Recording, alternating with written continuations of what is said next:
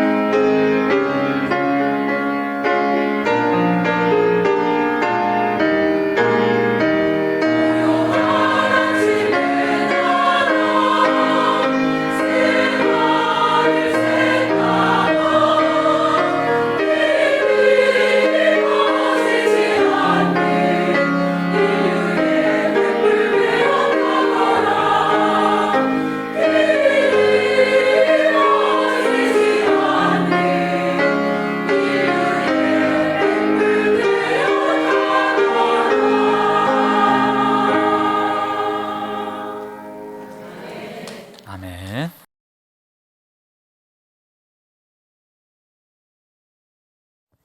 오늘 건찰의 종강이면서 우리 또 6.25 금식 기도회로 함께 모이고 있는데요. 오늘 한민족 디아스포라라는 제목으로 잠깐 말씀 전하도록 하겠습니다. 1902년도에 있었던 일입니다.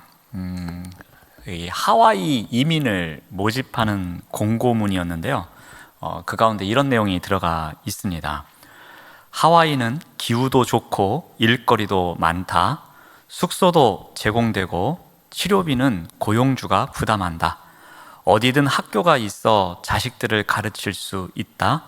노동시간은 매일 10시간이며 매주 하루씩 쉰다.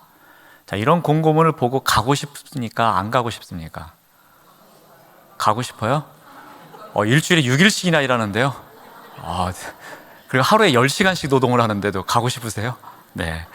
일단 그 무렵에 이런 공고가 붙었습니다. 근데 그때는 이제 배경이 우리나라가 점점 어려워지는 때였습니다. 그리고 이 1902년에 모집을 했지만 몇 년에 걸쳐서 모집을 하는 가운데 이제 우리나라에서 청일 전쟁이 일어나기도 하고 일제가 계속해서 우리나라에서 수탈해가는 그러한 무렵이었습니다. 그러니까 이 광고를 보고서 사람들이 솔깃하기도 했을 겁니다. 그런데 대부분의 사람들은 이 광고에 솔깃했지만 지원을 안 했어요. 왜 그런가 하면은, 아니 어떻게 우리 조상이 묻혀 있는 이 땅을 떠나서 다른 나라에 가서 살 수 있느냐라는 것입니다. 그러니까 우리나라 사람들 대부분 이제 생각이 지금은 뭐 이렇게 미주권으로 이민 가는 것을 좋아하긴 하지만 그 당시에 우리 땅을 떠나서 다른 나라에 가서 산다는 것은 조상 대대로 살아온 땅을 떠난다는 것, 이것에 대한 두려움, 그리고 이것에 대한 좀 거절이 심하게 있었던 것 같습니다. 자, 그런데 이렇게 지원자가 없자 사람들을 설득하기 시작합니다. 누가 설득을 했냐면은 이 땅에 와 있던 선교사들이었습니다. 선교사들이 그리스도인들을 상대로 설득하기 시작합니다. 이건 좋은 기회라고, 한번 가보면 좋을 것 같다고 이야기를 합니다. 그래서 인천 내리교회에서 50여 명이 지원을 하게 됩니다. 그래서 1902년도에 처음 시작했을 때는 한 120여 명이 가게 됐지만 1905년도에는 4,892명이 지원을 해서 하와이로 이주를 하게 됩니다. 아무래도 1905년에는 더군다나 이 러일 전쟁까지 일어난 때고 을사오조약이 있었기 때문에 아무래도 시국이 불안정한 때였습니다. 그래서 많은 사람들이 이 하와이 이주를 꿈꾸면서 그곳으로 향하였습니다. 그 중에는 민족 운동을 위해서 외국으로 나아가는 사람들도 있었습니다.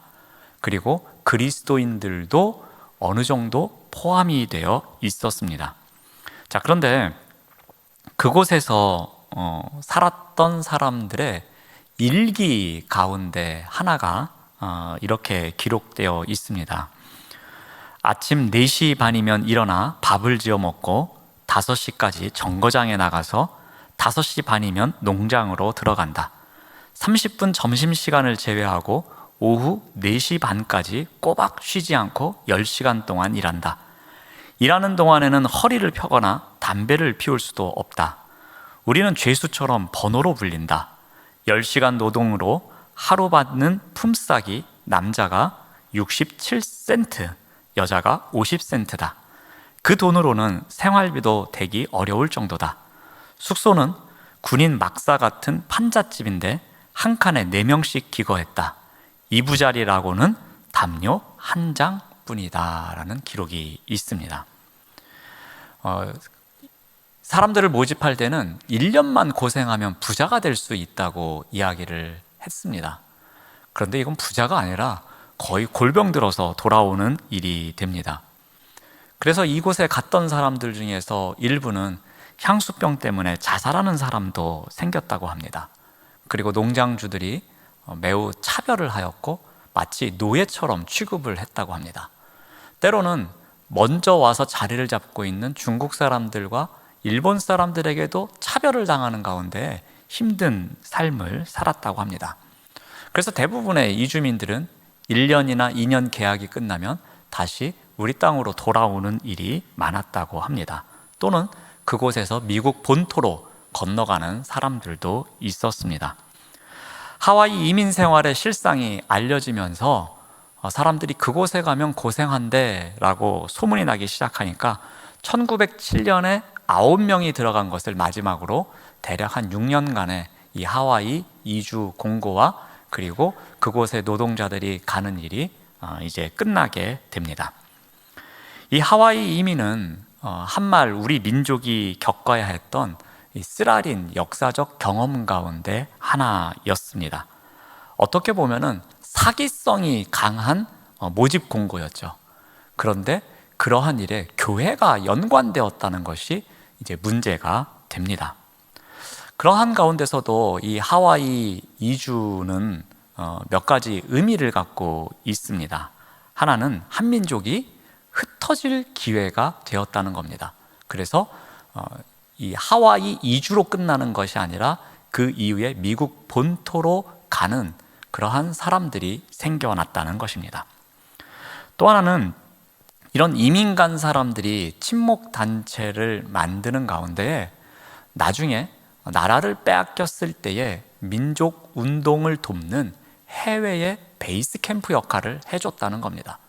흩어진 사람들이 전혀 힘이 없을 줄 알았는데 이들이 미국 본토나 어느 다른 땅에서 잘 정착을 하는 가운데에 이후에 나라를 빼앗긴 사람들이 민족 운동을 할 수 있도록 돕는 역할을 했다는 것입니다.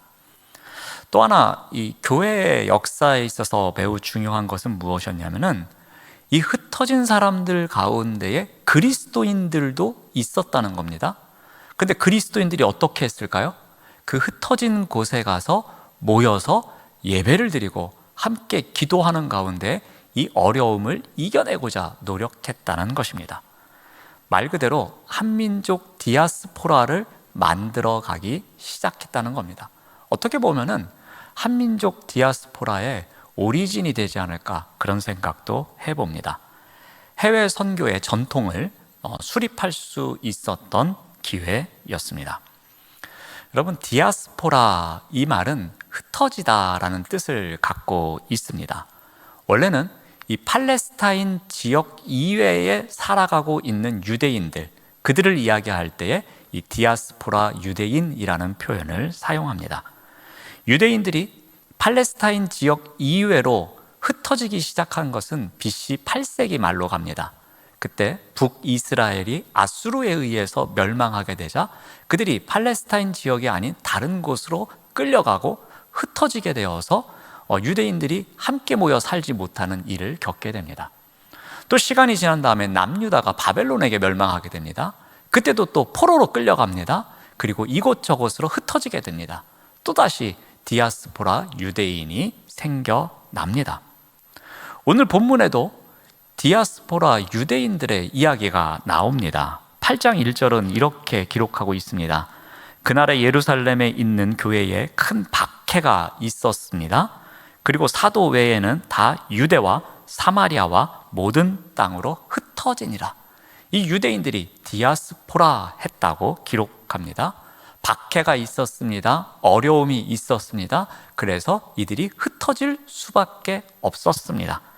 그들이 흩어졌지만 어떻게 합니까? 자신들의 정체성을 버립니까? 그리고 그들이 갖고 있었던 신앙의 중심에서 벗어납니까? 그렇지 않았습니다. 흩어졌음에도 불구하고 자신들의 정체성을 철저하게 지켜갑니다. 신앙의 중심을 지키면서 그 테두리 안에서 그들이 어떻게 살아가야 할지, 무엇을 해야 할지를 지켜나갔던 것입니다. 흩어진 사람들이 무엇을 합니까? 오늘 본문 11장 19절 말씀을 다시 봅니다. 그때의 스데반의 일로 일어난 환난으로 말미암아 흩어진 자들, 디아스포라 유대인들입니다. 그들이 어떻게 합니까? 베니게와 구브로와 안디옥까지 이르러 유대인에게만 말씀을 전합니다. 그리고 또 헬라인에게도 말하여 주 예수를 전파합니다. 디아스포라 유대인들, 흩어진 유대인들이 어떻게 살아가고 있습니까? 안디옥까지, 그리고 그 흩어진 곳 구브로와 같은 섬에 가서도 그들은 여전히 복음을 전하면서 살아갑니다. 심지어 헬라인에게도, 이방인에게도 주 예수를 전파하면서 살아갑니다. 그래서 여기에 안디옥이라는 표현이 나오는데 바로 이 안디옥에서 이들에 의해서 복음이 전해지고 그곳에 이방 지역의 첫 교회가 세워지는 그러한 역사가 나타납니다. 안디옥 교회는 단지 이방 지역에 세워졌다는 첫 교회만의 의미를 갖지 않습니다. 그곳에서 바울을 3차례에 걸쳐서 선교 여행을 보내준 선교의 베이스 캠프 역할을 한 것입니다. 아시아 지역으로, 유럽 지역으로 복음이 전파될 수 있도록 선교 여행을 떠나보내는 그런 선교 여행의 시작점이 된 곳, 그것이 바로 안디옥입니다. 그런데 그 안디옥 교회가 바로 이 흩어진 사람들, 디아스포라 유대인에 의해서 세워졌다는 것입니다. 그들은 어느 곳에 가든지 하나님 중심의 삶을 살아가고자 했습니다. 어찌 보면 그들은 흩어진 삶을 살았지만 복음의 징검다리 역할을 한 것입니다. 여러분, 징검다리가 갖고 있는 기능이 무엇입니까? 이쪽과 저쪽을 이어주지를 않습니까? 이렇게 개천이라든지 우리 청계천에 가도 징검다리가 있습니다. 안양천에도 제가 본 것 같긴 한데 있나요, 없나요? 있죠. 그러면 이 영등포구와 양천구를 이어주는 역할, 그것이 바로 징검다리입니다. 흩어진 사람들, 그 사람들이 복음을 계속해서 접할 수 있도록, 그리고 그 복음이 중심이 되어서 모일 수 있도록 연결해주는 역할, 그 복음의 징검다리 역할을 했던 것입니다. 흩어짐이지만 그 흩어짐으로 끝나는 것이 아니라 다시 이어질 수 있는 역할을 이 흩어진 사람들, 디아스포라 유대인들이 하고 있었던 것입니다. 2000년 전 예루살렘으로부터 흩어졌던 사람들, 이들이 사방으로 흩어지면서 했던 일, 그것이 무엇이었습니까? 어디를 가든지 무슨 일을 하든지 누구를 만나든지 그들에게는 맡겨진 사명이 있었습니다. 그것은 무엇입니까? 복음의 징검다리 역할을 하는 것이었습니다. 비록 흩어졌지만 그 흩어짐으로 끝나지 않고 이어질 수 있도록 복음의 징검다리 역할을 했던 사람들이 바로 2000년 전에 오늘 사도행전 본문에 나오는 디아스포라 유대인들이었습니다. 대략 120여 년 전에 하와이로 이주했던 사람들, 한민족 디아스포라였습니다. 그들 가운데는 그리스도인들이 있었습니다. 이 그리스도인들은 어떻게 살아갔습니까? 그들에게 맡겨진 본분이 무엇이었습니까? 비록 흩어진 자들이었지만 그곳에서 한민족과 이어주는 가운데에 우리의 복음의 징검다리 역할을 하면서 우리가 이 땅에서 무엇을 해야 할지, 그래서 그들은 모여서 기도하고 같이 말씀을 나누는 가운데 그 어려움의 시간을 이겨냈던 것입니다. 이 시대에 하나님께서는 우리에게 또 어떠한 역할을 맡겨주셨습니까? 한민족 디아스포라의 삶을 살아가고 있는 우리 또한 우리의 부르심의 자리에서 흩어짐으로 끝나지 않고 이어짐으로 갈 수 있도록 복음의 징검다리 역할을 맡겨주신 것입니다. 우리를 부르신 그 자리에서 우리가 기도하는 사명을 통해서, 때로는 전도하는 사명을 통해서, 때로는 섬기는 사명을 통해서 복음의 징검다리 역할을 감당해야 할 것입니다. 그래서 이 시대의 흩어짐으로 끝나는 것이 아니라 그것이 잘 이어질 수 있도록, 때로는 수평적 이어짐, 때로는 수직적 이어짐을 통해서 그 복음이 계속해서 이어져 나갈 수 있는 징검다리의 역할을 감당하시는 우리 모두가 되시기를 바랍니다. 기도하겠습니다. 하나님 감사합니다. 2000년 전에 흩어졌지만 그 복음을 이어가는 징검다리 역할을 감당했던 사람들처럼, 그리고 120여 년 전에 먼 땅으로 이주하였지만 그곳에서도 함께 모여 기도하고 교회를 세워가며 징검다리 역할을 감당했던 사람들처럼 이 시대에 맡겨진 우리의 사명을 감당하는 가운데에 우리에게 맡겨주신 복음의 징검다리 역할을 감당하는 우리 모두가 될 수 있도록 인도하여 주시옵소서. 우리의 맡겨주신 여전도회 안에서, 그리고 우리에게 맡겨주신 구역 안에서 이 복음의 징검다리 역할을 신실하게 감당할 때에 하나님께 온전한 영광을 올려드리는 삶을 살아가는 우리 모두가 될 수 있도록 인도하여 주시옵소서. 예수님의 이름으로 기도드립니다. 아멘.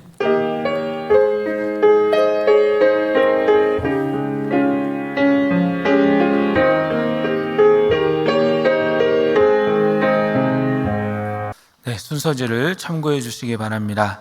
2023년 6.25 금식 기도회 및 건찰의 종강 예배를 허락하신 하나님께 감사를 드리며 구역을 위해서 수고하신 모든 구역 리더들을 주님의 이름으로 축복합니다. 2023년 상반기 건찰회가 오늘로 종강합니다. 담임 목사님과 함께하는 올백 구역 예배가 진행 중에 있습니다. 교구 목사님과 상의하셔서 7월 일정을 잡아주시기 바랍니다. 예배 후에 각 교구별 모임이 있습니다. 순서지를 참고하셔서 각 교구별로 모여주시기 바랍니다.